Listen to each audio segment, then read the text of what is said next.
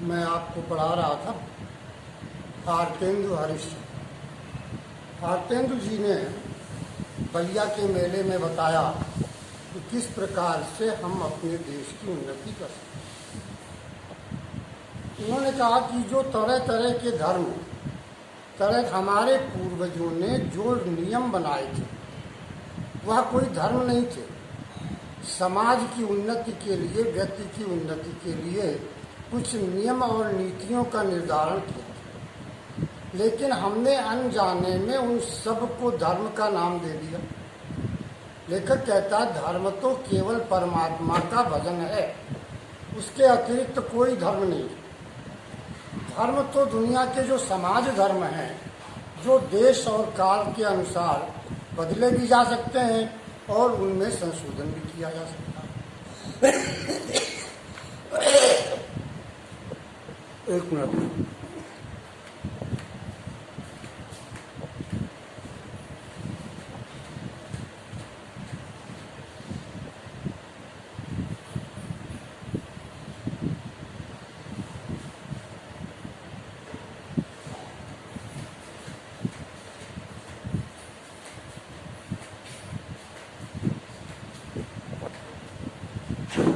हाँ, तो मैं ये बता रहा था कि जैसे जो समाज धर्म है उन्हें परिवर्तित भी किया जा सकता है, उनमें संशोधन भी किया जा सकता है।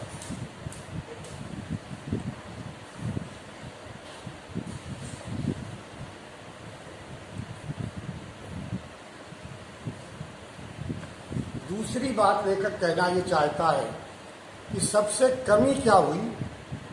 कमी ये आ गई कि जो लोग हमारे पूर्वजों ने नियम बनाए थे उनका मतलब नहीं समझा और उनको सबको शास्त्रों में लिख करके धर्म ग्रंथ बनाकर रख दिए। जितने भी व्रत थे, जितने भी तीर्थ स्थान थे, वो सब धर्म और तीर्थ बन गए। लेकिन ऐसा नहीं है। कहता आंखें खोल कर देखो और समझ लो कि वह बात बुद्धिमान ऋषियों ने क्यों बनाई थी। काल, देश और काल के अनुकूल उपकारी हो उसको ग्रहण कीजिए। बहुत सारी जो बातें समाज विरुद्ध मानी जाती हैं, किंतु धर्म शास्त्रों में जिनका विधान है उनको चलाइए। जैसे जहाज का सफर, विधवा विवाह आदि, लड़कों को छोटेपन में ब्याह करके उनका बल, धीरज, आयु सब मत घटाइए। लेखक कहता है हमने हर एक चीज को धर्म के साथ जोड़ दिया, लेकिन वास्तव में हर एक नियम धर्म नहीं है। समय के अनुसार धर्म होता है। समय के अनुसार जो होता है हमारा कर्तव्य, वही धर्म है। अपने कर्तव्य का पालन करना ही धर्म है, लेकिन वास्तविक धर्म तो केवल परमात्मा का भजन है। मैं कृष्ण गुप्त जी ने अपनी एक पंक्ति में लिखा है, लो अतीत से उतना जितना पोषक है, जीर्ण शीर्ण का मोह मृत्यु का ही द्योतक है।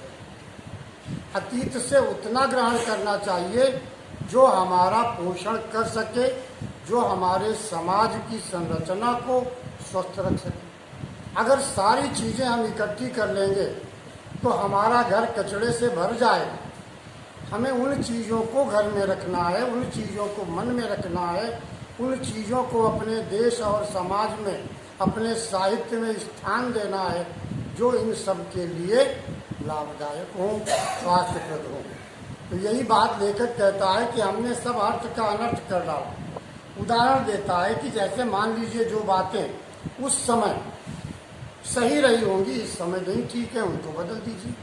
बाल विवाह, विधवा विवाह उस समय सही माना जाता रहा होगा, आज उसकी आवश्यकता नहीं है, तो इसलिए उन चीज़ों को आप बदलिए। बचपन में ही ब्याह मत करिए।